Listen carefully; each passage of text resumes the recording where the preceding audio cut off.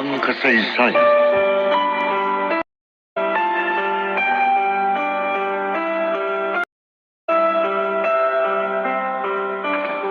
Sabihin mo sa akin, Fredo, si Vincent ba ang nagtangkang pumatay kay Amado? Hindi siya, Carmelita. Hindi si Vincent ang bumaril kay Amado. Pero bakit siya may baril? Ang baril na yun ay galing kay Amado. Ano ibig mo sabihin? Nang minsan magkaharap silang mag-ama, ibinigay ni Amado kay Vincent ang baril at hinamong patayin siya. Pero hindi ginawa ng anak mo. Yun ay isa ng matibay na dahilan para wag natin siyang pagdudahan. O ganon, sino ang bumaril kay Amado? At papaano mo nasiguro na wala kang kinalaman si Vincent? Kaibigan ko ang pulis na nag-iimbestiga sa kaso. Isinurrender ko sa kanya ang baril. At pinag-usapang tingnan kung kinamit yun sa krimen. At lumabas sa kanyang investigasyon.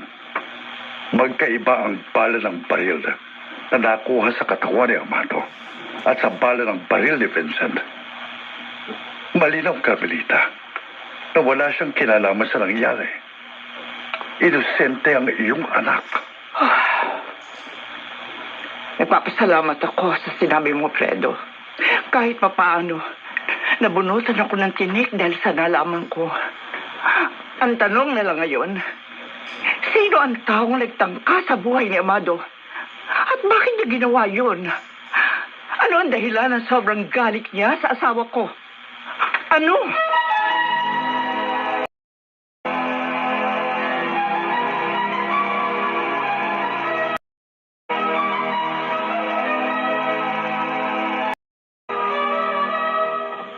Saan ka galing, Drigo? Sa opisina, nag-duty.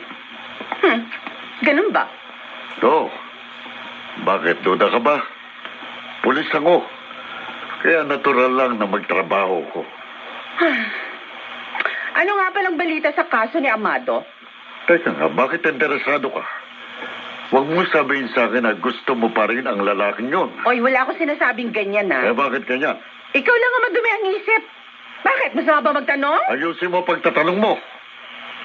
Saka huwag ka nang makialam sa mga bagay na wala ka namang kinalaman. Hoy, baka nakakalimutan mo. Isa ako sa pinagdududahan ni Aling Isidra na nagtangka sa buhay ni Amado. Hindi ba't sinabi ko naman sa'yo, ako nang bahala sa kanya. Saka huwag kang mag-alala. Malayong masangkot ka sa kaso ni Amado. Dahil kahit anong gawin nila, hindi nila malalaman kung sinong kriminal. Oh, ano ibig mo sabihin? Basta. Dahil malinis ang pagkakagawa sa krimen. Masasabi kong profesional ang gumawa nito.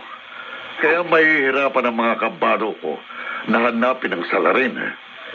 Sinisiguro ko yan sa'yo, Odessa.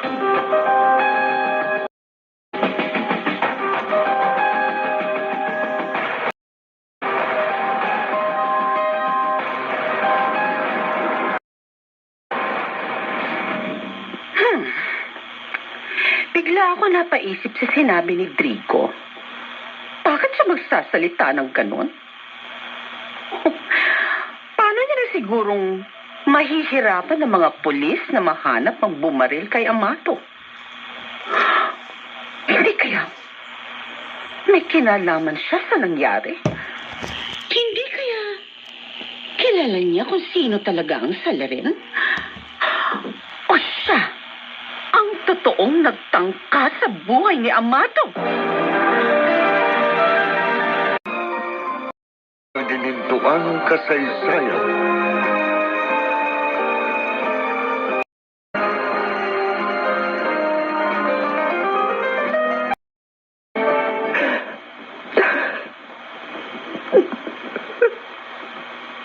Inay? Joanna? Umiiyak ho kayo? Nalulungkot lang ako, anak. Dahil ubos na nangyari kay Itay? Sa lahat ng nangyari, naiisip ko, mula ng bata pa ako hanggang ngayon, siguro marami akong pagkakamali na nagawa sa buhay. Kaya ganito ang naging kapalaran ko. Nadamay pa kayo. Hindi nyo kasalanan. Ano man yung mga nangyari sa atin? Hindi. Alam ko may mali ako. Dahil pinairal kong katigasan ng puso ko. Lalo na sa lolo nyo. Tinikis ko siya. Kahit na sa mga huling sandali ng kanyang buhay. Napakasama kong anak. Nay, Kung maibabalik ko lang ang lahat, baka hindi tayo nagkaganito. Dapat mas pinairal ko ang pagmamahal sa puso ko. Sana naging masaya tayo sa mga nangyari. Pati sarili ko, nagkasala ako. Dahil unang-unang hindi ko napatawad ay ang aking sarili. kung ano man ho yung nakaraan, tapos na po yun. Kailangan harapin natin ang panibagong bukas. Pero sana, inay, nang magkakasama tayong lahat, si Itay, pati na rin si Lola. Naisip ko na rin yan. Pero, paano itay mo? Hanggang ngayon, hindi pa rin nagkakamalay sa ospital. Ang lola mo, may sama pa rin siya ng loob sa atin. Ay, Sana ang Diyos na gumawa ng paraan para maging maayos sa atin na lahat. Sa kanya na lamang tayo aasa, anak.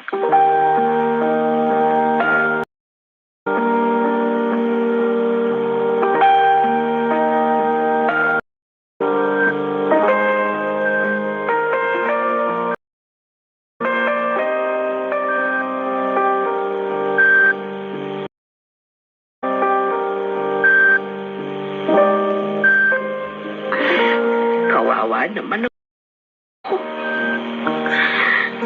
Hanggang ngayon,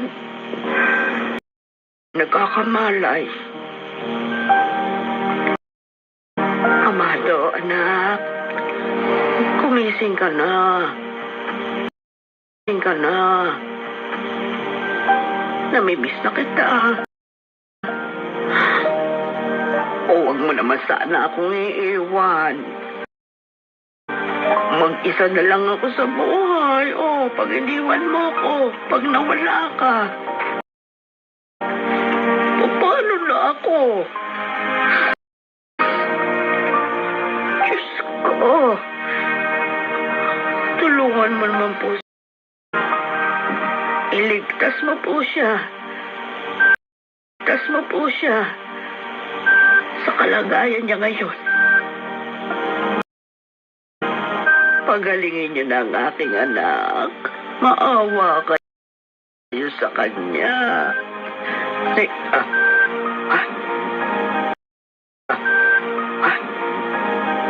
Gumalaw si Amado. Siya. Nininig ng Diyos ang panalangin ko. Ay, naku, Diyos ko. Ay, Ako naroon. Amado, anak ko. Ay, anak ko. Ay, Nay? oh, Diyos ko. Maraming salamat po. Ibinalik mo sa akin ang anak ko. Sa akin ang anak ko. Salamat po.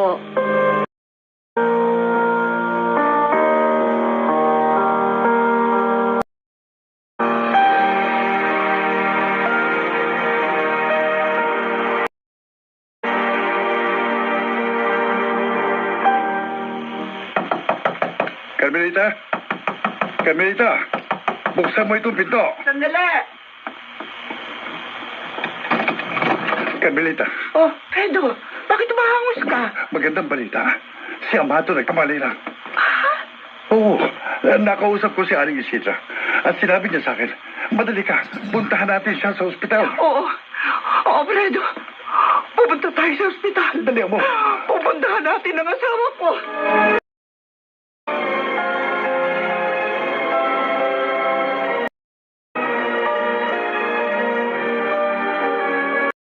Alam mo na bang balita, Drigo? Anong balita, Odessa? Si Amado. Nagkamalay na. Ligtas na siya sa kamatayan. Ano? Oh, bakit parang gulat na gulat ka? Eh, paano siya nakaligtas? Matinding tama ng balas sa katawan niya. Kaya nga siya nakumatos eh. Bakit mabubuhay pa siya? Teka. Oh, Parang sa tono ng pananalita mo, ayaw mo na siyang mabuhay. ha? Bakit, Drigo? Anong dahilan? May kinalaman ka ba sa nangyari sa kanya? Ikaw ba ang nagtangka sa buhay ni Amado? Ha? Ikaw ba, Drigo? Sayang.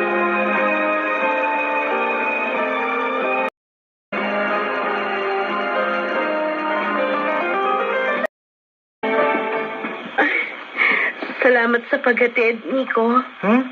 Walang anuman yun. Alam mo namang gusto ko, ligtas kang nakakauwi eh. Napakabuti mo talagang kaibigan. Ang swerte ko naman. Eh, ganun din naman ako sa'yo. Dahil super bait ka rin. Salamat. Joanna, Kuya, mabuti dumating ka na. bakit? Pinasusunod tayo ni Inay sa ospital. Ha? Bakit daw? Si Itay, nagkamalay na. Talaga, Kuya? Oo, ang ganda namang balita niyan. Ay, gusto mong sumama, Nico? Ha? Eh, baka hinihintay na ako ni Papa sa bahay eh. Kasama ni Inay si Mang Fredo. Nandun sila sa ospital ngayon. Ganun naman pala eh. Tayo na, Nico. Sumama ka na. Sige na nga. Sige, bilisan na natin.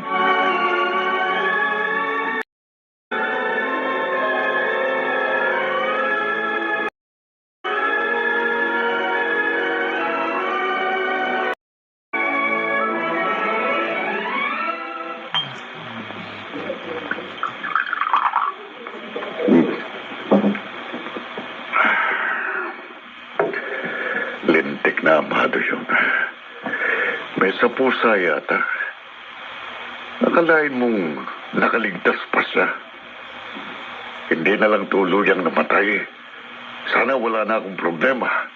Si Odessa, bakit parang tuwang-tuwa pa siya na nakaligtas ang hayop na yun? Hindi kaya may pagtingin pa rin siya sa walang kwentang taong yun? Hindi ako makapapayag. Napapawi pa siya sa akin ni Amado. Akin na si Odessa.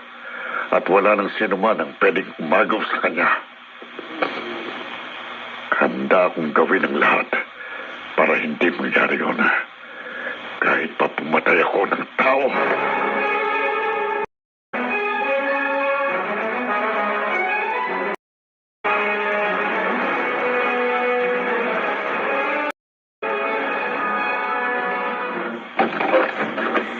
Anong ginagawa mo dito, Carmelita? Nandito ka na naman. Baka makasama sa anak ko na nandito ka. Carmelita. O, tingnan mo. Nahihirapan siya magsalita. Inay, gusto ko lang makita si Amado. Bakit? Hiwalay na kayo. Asawa ko pa rin ho siya sa mata ng tao. Mata ng Diyos. Sa papel lang yun. Pwedeng punitin, gawing panggatong. Carmelita. Narito sina Vincent at Joanna. Pati na rin si Nico. Abe, ano ba kayo? Hindi ba nagtatagal na nagkakamalay si Amado? Ini-stress nyo na agad. Hay, pawiin nyo na sila. Lalo ng Vincent na yan, dahil kriminal yan. Wala akong kasalanan sa nangyari, Lola. Ano wala? Titay. Abe, talaga naman. Lumabas ka na. Lumabas kayo magkapatid. Hindi namin kayo kailangan dito, lalo ka na, Vincent. Inay, Pabayaan niyo na sila. Pero anak, Huwag niyong isipin si Vincent ang may gawa nito sa akin. ha? Kilala ko kung sinong bumaril sa akin. Ang nagtangka sa buhay ko. Kilala mo? sino? Sino, Amado? Sino ang taong gustong pumatay sa'yo?